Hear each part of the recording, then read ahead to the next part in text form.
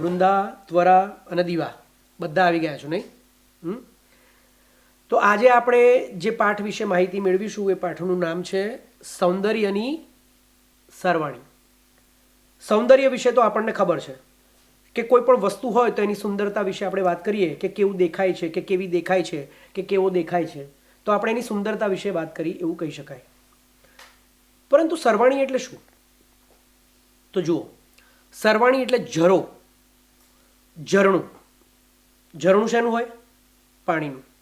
આપણે પહાડો ઉપરથી પડતા ઝરણા જોયા છે, બરાબર? નદીમાંથી નીકળતા નાના મોટા ઝરણા પણ આપણે જોયા છે. પણ કુદરતી પાણીનો સ્ત્રોત, અથવા તમે એને પાણીનો સ્ત્રોત કહો કે પાણીનો ઝરો કહો અથવા તો ઝરણું કહો, તો એ શું? તો એ છે વરસાદ. આકાશમાંથી વરસતો વરસાદ એ કુદરતી પાણીનું ઝરણું જ કહેવાય, ઝરો જ કહેવાય, એક સ્ત્રોત કહેવાય, એક સ્ત્રોત કહેવાય. સમજી ગયા? તો વર્ષા ઋતુ જ્યારે આવે, વરસાદ જ્યારે પડે ત્યારે પણ સુંદરતા સોળે કળાએ ખીલી ઉઠતી હોય છે, બરાબર ને? કારણ કે વરસાદ પડે એટલે આખી ધરતી ઉપર આપણને લીલોતરી જોવા મળે છે. તમામ પ્રકારની વનસ્પતિ લીલીછમ થઈ જતી હોય છે. એવું લાગે કે જાણે લીલી ચાદર પથરાઈ ગઈ. તો વરસાદ પડે ત્યારે પણ આ સુંદરતા આપણને જોવા મળતી હોય છે. અને વરસાદ એટલે એક પાણીનો ઝરો, તો સૌંદર્યની સરવાણી. પરંતુ આ વરસાદની જે ઋતુ છે એને સમજવા માટે, એને અનુભવવા માટે આપણે બધાએ ભેગા થઈને એક સુંદર મજાનું ગીત સરસ રીતે મોટેથી ગાવાનું છે. અને જો તમને યોગ્ય લાગે તો આપણે નૃત્ય પણ કરીશું. તો તૈયાર છો બધા? તો એક સુંદર મજાનું ગીત. હા, એને ગરબો પણ કહી શકાય, ગરબી પણ કહી શકાય, પરંતુ જેને ગાઈ શકાય એને ગીત તો કહી જ શકાય. તો આપણે ગાઈએ એક સુંદર મજાનું વરસાદને લગતું ગીત. અષાઢયું ચારમ મેઘમલારમ બની બહારમ જલધારમ દાદુર ડકારમ મયુર પુકારમ તડિતા તારમ વિસ્તારમ નાલઈ સંભારમ પ્યારોય પારમ નંદકુમારમ નિરખ્યારી કહે રાધે પ્યારી મેં બલિહારી ગોકુળ આવો હે ગિરધારી જીરે ગોકુળ આવો ગિરધારી રે જીરે ગોકુળ આવો ગિરધારી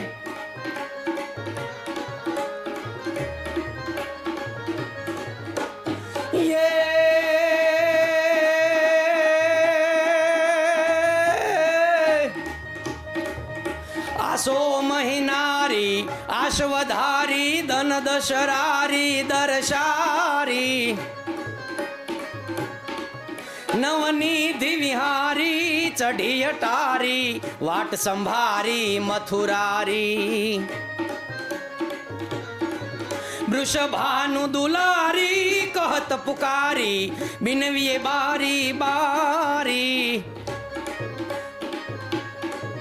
કહે રાધે પ્યારી મેં બલિહારી ગોકુળ આવો ગિરધારી રે જીરે ગોકુળ આવો ગિરધારી રે જીરે ગોકુળ આવો ગિરધારી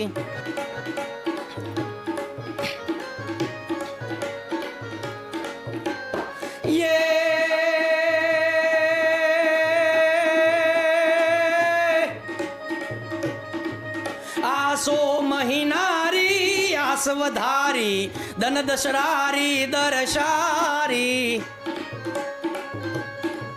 નવનિધિ નિહારી ચઢી અટારી વાટ સંભારી મયુરારી વૃષભાનું દુલારી કહત પુકારી બિનવીએ બારી બારી કહે રાધે પ્યારી મેં બલિહારી ગોકુળ આવો ગિરધારી રે જીરે ગોકુળ આવો ગિરધારી રે જીરે ગોકુળ આવો ગિરધારી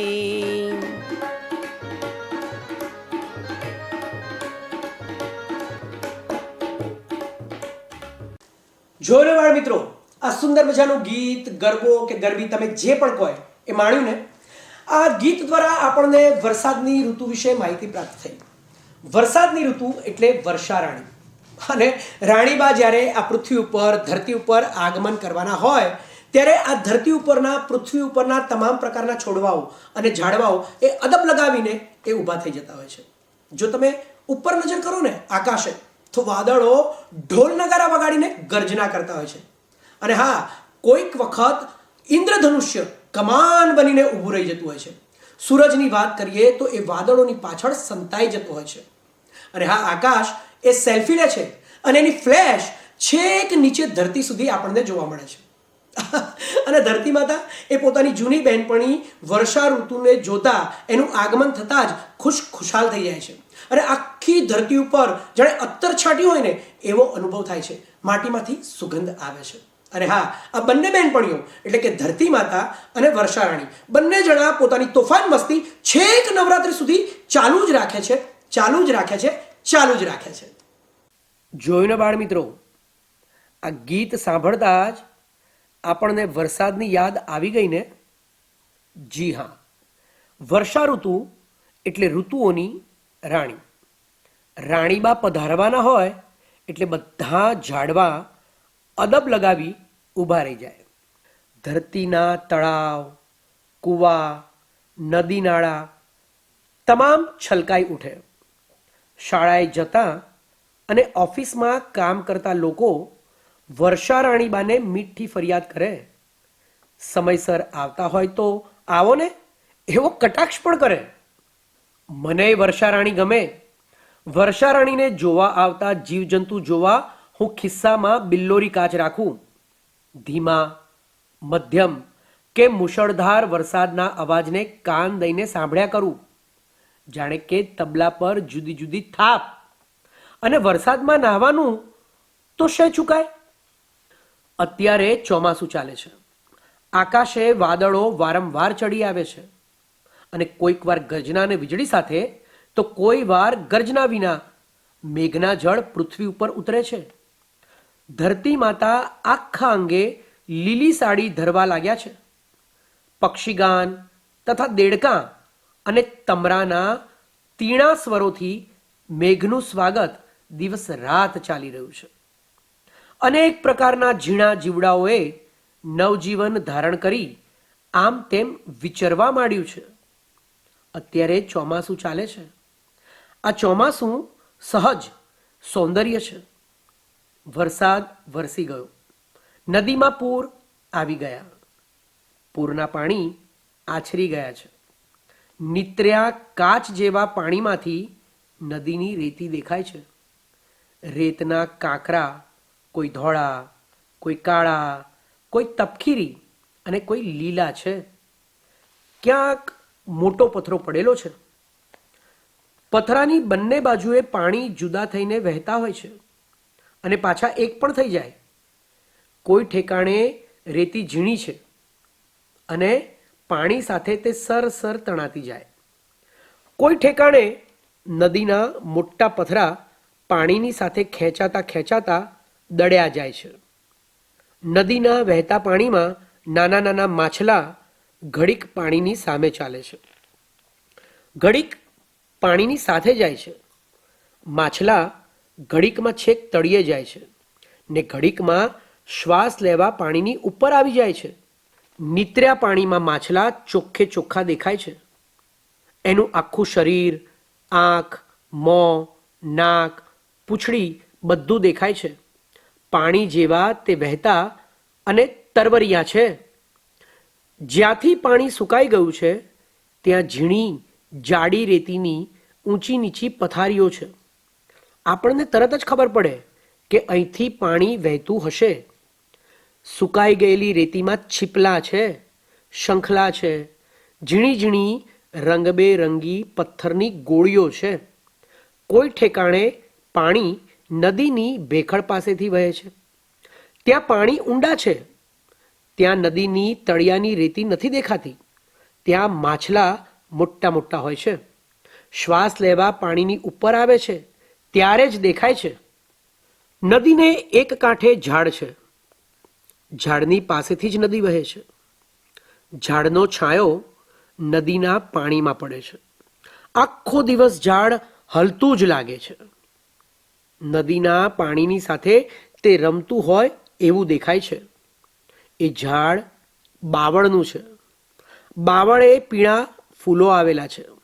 ઝીણા પીળા ફૂલો નદીના પાણીમાં પડી પડીને નદીના પાણી પર તણાઈ જાય છે. નદીના પાણી પીળા ફૂલોને નચાવતા નચાવતા ક્યાંયના ક્યાંય દૂર લઈ જાય છે. નદીના પાણીમાં કેટલુંય તણાતું તણાતું આવે છે. કોઈએ નદીનું પૂજન કરતા ફૂલો નાખ્યા હોય છે તે દેખાય છે. કોઈએ દેવના ઉતરેલા ફૂલો અને પાંદડા ફેંક્યા હોય તો તે તણાય છે. કોઈ રમતિયાળ બાળકોએ ધરો અને ચીપો તરતા મૂક્યા હોય તે પણ ભળાય છે. અને કોઈ નિશાળિયાએ કાગળની હોડીઓ કરીને વહેતી મૂકી હોય ને તો તે પણ નજરે પડે છે. અરે આ તો દેડકા દેડકા દેડકા વરસાદ થયો અને ડ્રે ડ્રે ડ્રે સંભળાયું. એટલા બધા દેડકાને એટલો બધો ડ્રેંડાટ આપણે એમ જ કહી નાખીએ કે એકાએક વરસાદની સાથે આકાશેથી પડ્યા હશે. ના, તેમ તો નથી બનતું. એ તો ભોંયમાં પેસીને સૂતા હતા. તે વરસાદ દેખી બહાર આવી ગયા. બહાર આવ્યા અને ગાવા માંડ્યા, ભરવાડો ભરવાડો ભરવાડો. ભરવાડો એટલે દૂધ વેચનાર ભરવાડો નહીં. આ ભરવાડો બીજી નાની નાની ઈયળ જેવી, હા, રંગે ભરવાડો ઓઢે છે એવા ગરમ ધાબળાના જેવી જ. ઘરની ભીતે કેટલી ચાલતી હોય, એક ઉપર બીજી એમ ચાલી જ જતી હોય. નાનું શરીર, નાની વેગવાળી ચાલ ને નાનું નાજુક રૂપ. શહેરમાં તો કોણ જાણે, દેખાતી હોય તો ખબર નહીં. ગામડામાં કે જંગલમાં તો પાર વગરની દેખાય. કાન ખજૂરા નાના અને મોટા, ઝાંઝરું નાના અને મોટા, વીછીઓ નાના અને મોટા. વરસાદ વરસ્યો અને ચાલી નીકળ્યા. બધા આ ઋતુમાં જન્મતા હશે ને દોડતા દોડતા કોઈ આડું આવે તો તેને કરડતા પણ હશે. કરડે જ છે તો. નાના નાના ફૂદડા પણ ઉડી ચાલ્યા. બત્તી આગળ જુઓ તો ઉડા ઉડ કરે. ઉડી ઉડીને બત્તીની સાથે અથડાય છે. અથડાઈને મરી જાય છે. હમણાં જ જન્મ્યા હતા અને હમણાં જ બળી મુઆ. બિચારા, જુઓ તો ખરા. વરસાદ વરસ્યો ને પાંખાળા મંકોડા દેખાયા. દિવસે ના દેખાયા પણ રાતે દેખાયા. બત્તી ફરતી ચાદર પથરાઈ ગઈ. બત્તી ફરતા ઉડે, બત્તીની સાથે અથડાય. અથડાતા જાય ને દાઝતા જાય. દાઝતા જાય ને મરતા જાય. બત્તી જ્યાં જાય ત્યાં પાછળ પાછળ જાય. રાત આખી બત્તી રાખો એટલે સવાર પડે ત્યાં મરેલા મંકોડાનો પથારો જોવા મળે. થોડું જીવવા આવેલા ને થોડું જીવીને ચાલ્યા ગયા. વરસાદ વરસ્યો ને છાણમાં, ખાતરમાં ને ગંદકીમાં ઈયળો થઈ. આડી એવડી ચાલી નીકળી. તાપ પડ્યો ને કેટલીક ઈયળો મરી ગઈ. કેટલીક ઈયળો ઊંધી ગઈ. એમાંથી પતંગિયા થશે ને રંગબેરંગી પાંખે ઉડવા માંડશે. કુદરતમાં તમને ઘણો રસ પડશે. થોર, કરેણ કે કોઈ ફૂલઝાડ કે વેલ પાસે ઉડતું અને ફૂલોમાંથી રસ ચૂસતું પક્ષી તમને જણાશે. એ પક્ષી શક્કરખોરો કહેવાય છે. એની છાતી પીળી હશે અને પીળી છાતીની વચ્ચે કાળો લાંબો પટ્ટો હશે. મોરને ખેતરમાં ઝાડ નીચે કે ટેકરા પર નાચતો અને પીછાને પસારતો જોઈ શકશો. લીમડા કે પીપરના ઝાડે કાગડાના મોટા એવા માળા જણાશે. અને કોઈ વાર જ્યારે આકાશે ઇન્દ્રધનુષ્ય ખેંચાયું હશે ત્યારે તો તમારો હર્ષ ક્યાંય સમાશે નહીં. ખરેખરી ચમત્કૃતિ છે. સૌંદર્યનું દર્શન છે. આનંદનો ઉત્સવ છે. ધરાઈ ધરાઈને મેઘધનુષ્ય જોઈ લ્યો અને જોઈ જોઈને કૂદો અને ખેલો. કપડાં કાઢી વરસાદની નદીઓ પર પુલો બાંધો. ખુશીની સરોવરોને પર્વતો બનાવો. પાણીમાં તેલ નાખી રંગોની મિજલસ કરો તથા અનેક અખતરા અને અનુભવ પણ કરો. ચોમાસું આવ્યું છે, ચોમાસું આવ્યું છે. નિશાળના બારણા ખુલ્લા મૂકો અને કુદરતમાં ખેલવા નીકળી પડો. તો દર્શક મિત્રો, આજે આપણે માહિતી મેળવી સૌંદર્યની સરવાણી વિશે. આજના કાર્યક્રમમાંથી તમામ પ્રકારની માહિતી આપને પ્રાપ્ત થઈ છે. આ માહિતી આપે યાદ રાખવાની છે, આપને પરીક્ષામાં ખૂબ ઉપયોગી થઈ પડશે. તો અત્યારે બસ આટલું જ. ફરીથી મળીશું એક નવા કાર્યક્રમમાં, નવી વાત સાથે, નવા વિષય સાથે, નવા પાઠ સાથે, નવી માહિતી લઈને. ત્યાં સુધી અમને રજા આપશો. નમસ્કાર, આવજો.